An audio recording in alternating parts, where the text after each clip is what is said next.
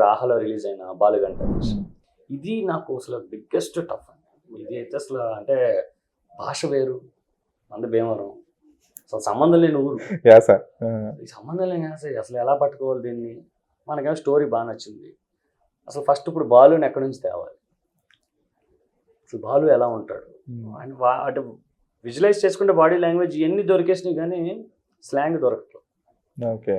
So దానికి almost ఒక 15 రోజులు స్ట్రగుల్ అయ్యాను. 15 days అంటే ఎవ్రీడే వర్క్షాప్ చేసి, మీరు సినిమాలో చూస్తే నా ఫ్రెండ్ క్యారెక్టర్ ఒక అబ్బాయి చేశాడు, శేఖర్ అని.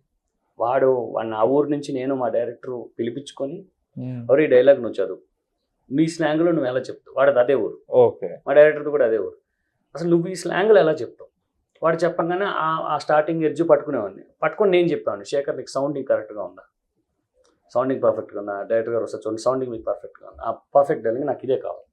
సో అలా 15 రోజులు మార్నింగ్ 10 to ఈవినింగ్ 6 వరకు 15 days అలాగే చేసి ఇంకా నాకు సెట్కి వెళ్ళేసరికి సింక్ సౌండ్ కాదు, సెట్కి వెళ్ళేసరికి నాకు వర్క్ ఈజీ అయిపోయింది. ఓకే. అంటే ఆ సీన్ నెంబర్ చెప్తే మేము డైలాగ్ గిలాగ్ అన్నీ ప్రిపేర్ అయిపోయి 15 రోజులు చేసాము.